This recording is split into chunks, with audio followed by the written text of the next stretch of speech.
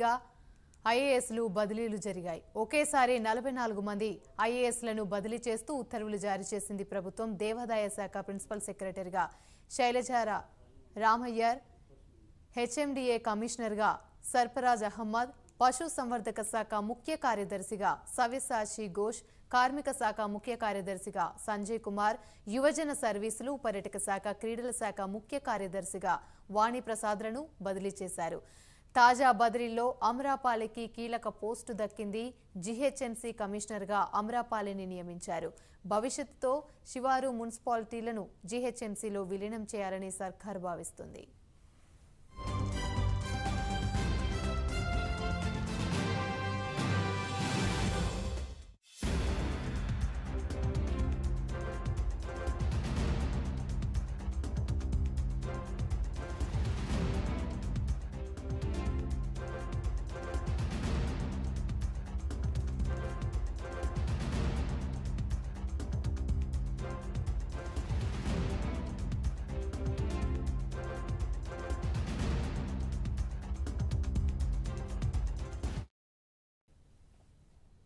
రైట్గా ఇదే అంశానికి సంబంధించి చందు మరిన్ని వివరాలు లైవ్ ద్వారా అందిస్తారు. చందు, చెప్పండి, తెలంగాణలో భారీగా ఐఏఎస్లో బదిలీలు అయితే జరిగాయి. దీనికి సంబంధించి పూర్తి అప్డేట్స్ ఏంటి?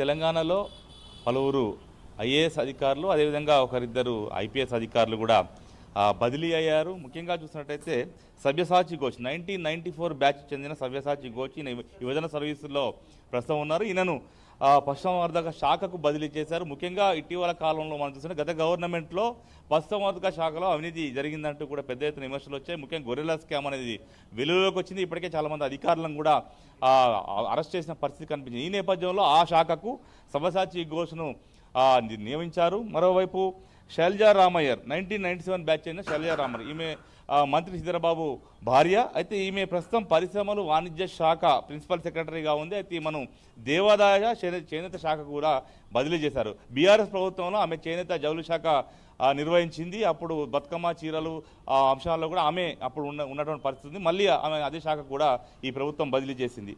మరోవైపు సీనియర్ ఐఏఎస్ అధికారి సందీప్ కుమార్ సుల్తానియా, ఈయన 1998 బ్యాచ్ చెందినటువంటి వారు. ఈయన పంచాయతీరాజు గ్రామీణాభివృద్ధి శాఖ ప్రస్తుతం ప్రిన్సిపల్ సెక్రటరీగా ఉన్నారు. అయితే ఈయనను కీలకమైన శాఖకు ప్రభుత్వం బదిలీ చేసింది. ముఖ్యంగా ఆర్థిక శాఖ ప్రిన్సిపల్ సెక్రటరీగా కూడా ఈయన బదిలీ చేసిన పరిస్థితి మనకు కనిపిస్తూ ఉంది. ఇక మరోవైపు 1999 బ్యాచ్ చెందినటువంటి సయ్యద్ అలీ ముర్తజా, ఈయన ప్రస్తుతం విద్యుత్ శాఖ ప్రిన్సిపల్ సెక్రటరీగా ఉన్నారు. ఈయనను వాణిజ్య పన్నులు ఎక్సైజ్ శాఖకు ప్రభుత్వం బదిలీ చేసింది. ఎందుకంటే ఇటీవల కాలంలో కొత్త మద్యం బ్రాండ్లపై కూడా పెద్ద ఎత్తున దుమారం చెలరేగింది. ముఖ్యంగా సోమ్ డిస్టిలరీస్కు అనుమతులు ఇవ్వడం పైన వివాదం చెలరేగింది. బీఆర్ఎస్ పెద్ద ఎత్తున విమర్శలు చేసింది. అవినీతి జరిగిందంటూ కూడా పెద్ద ఎత్తున గగ్గోలు పెట్టిన నేపథ్యంలో మళ్ళీ అనుమతులను రద్దు అయితే చేశారు. కానీ ఈ శాఖకు సరైనటువంటి సమర్థవంతమైన అధికారిని నియమించాలని కూడా ప్రభుత్వం భావించిన నేపథ్యంలో ఎక్సైజ్ శాఖ కూడా ఆయనకు అప్పగించారు.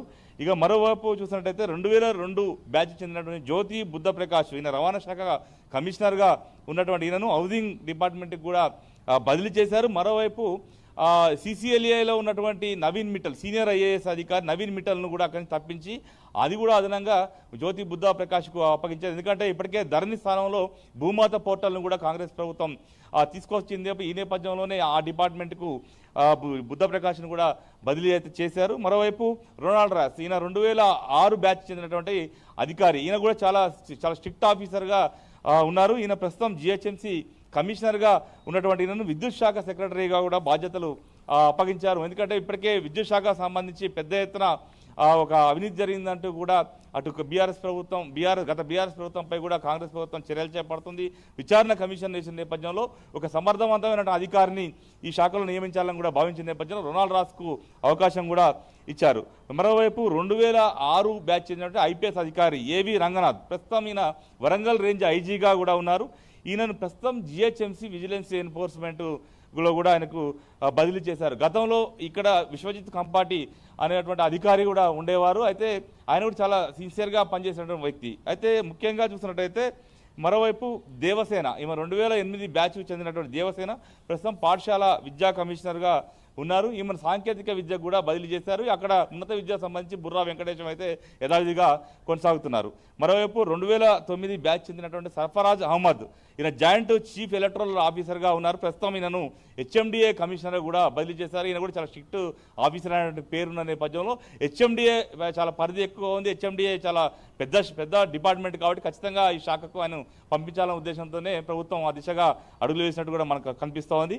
మరోవైపు గత కొన్నాళ్ళుగా పోస్టింగ్ కోసం ఎదురు చూస్తున్నటువంటి 2010 ఐఏఎస్ బ్యాచ్ చెందిన హరిచందనను రోడ్లు భవనాల శాఖ సెక్రటరీగా కూడా నియమించారు. మరోవైపు 2010 ఐపీఎస్ బ్యాచ్ చెందినటువంటి ప్రకాష్ రెడ్డిని జిహెచ్ఎంసీ విజిలెన్స్ నుంచి తప్పించి టూరిజం డెవలప్మెంట్ కార్పొరేషన్ ఎండీగా కూడా నియమించారు. అంటే ఇద్దరు ఐపీఎస్ అధికారులను కూడా బాధ్యతలు ఇచ్చిన పరిస్థితి మనకు కనిపించింది. మరోవైపు ప్రజావాణి నోడల్ అధికారిగా దివ్యను కూడా బదిలీ చేశారు. ముఖ్యంగా ప్రజావాణికి రోజుకు పెద్ద ఎత్తున ప్రజలు వస్తున్నారు. అర్జీలు ఇస్తున్న క్రమంలో ఖచ్చితంగా వాటి సమస్యకు పరిష్కారం చూపాలంటే సమర్థవంతమైన అధికారి ఉండాలని కూడా ప్రభుత్వం భావించిన నేపథ్యంలో దివ్యను కూడా ఆ షాక్ చేశారు. ఇక మరోవైపు చూసినట్టయితే హైదరాబాదు అభివృద్ధిలో భాగంగా కాటా అమరపాలి ఈమెకు 5 పోస్టులు కూడా ప్రభుత్వం ఇచ్చింది. అందులో ప్రధానంగా చూసినట్టయితే జిహెచ్ఎంసీ కమిషనర్ రొనాల్డ్ రాసును తప్పించిన స్థానంలో అక్కడ అమరాపాలికి మరోసారి జిహెచ్ఎంసీ కమిషనర్గా అవకాశం ఇచ్చారు. ప్రస్తుతం ఆమె జాయింట్ మెట్రోపాలిటన్ కమిషనర్గా ఉన్నారు. మరోవైపు మూసీ రివర్ ఫ్రంట్ మేనేజ్మెంట్ డైరెక్టర్గా ఉన్నారు. మరోవైపు హెచ్సిసిఎల్ మేనేజింగ్ డైరెక్టర్గా ఉన్నారు.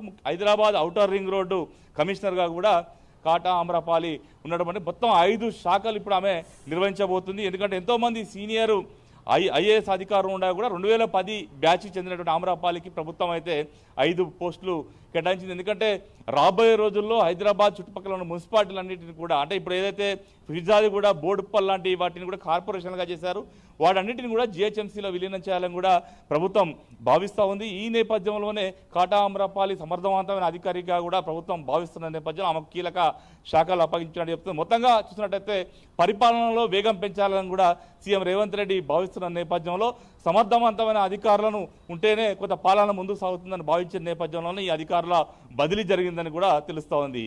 యామిని. Right, thank you.